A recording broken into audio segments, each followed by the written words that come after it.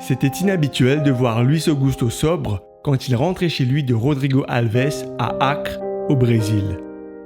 Parfois, il s'en allait se saouler pendant plusieurs jours, ce qui était néfaste non seulement pour lui-même, mais aussi pour sa famille. Une conversion ne semblait pas être d'actualité.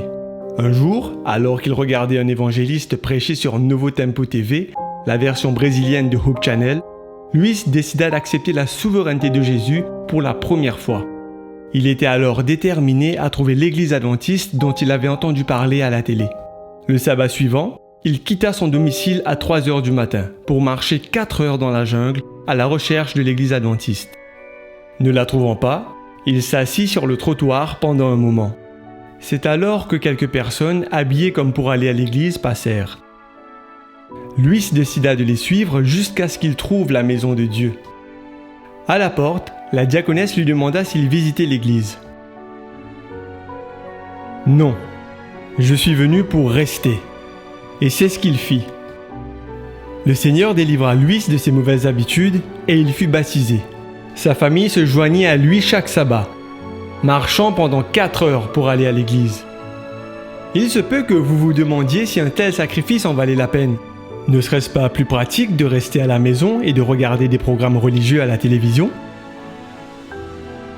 Eh bien, la parole de Dieu est claire quand elle dit que pour inciter à mieux aimer et à faire de bonnes actions, nous devons veiller les uns sur les autres, en communiquant constamment les uns avec les autres. Et le verset suivant nous avertit. N'abandonnons pas nos assemblées comme certains ont pris l'habitude de le faire. Au contraire, encourageons-nous les uns les autres et cela d'autant plus que vous voyez approcher le jour du Seigneur. Luis réalisa qu'aucune expérience virtuelle ne pouvait remplacer le culte régulier avec ses frères et sœurs à l'église, autant que cela est possible.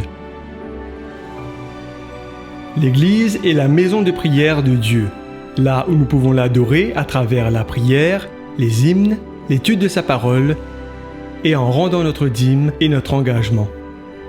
Alors que vous rendez votre dîme et que vous donnez votre engagement, rappelez-vous tout ce que Dieu a fait pour vous cette semaine. Réjouissons-nous et adorons-le. Mettons nos désirs en dernier et Dieu en premier.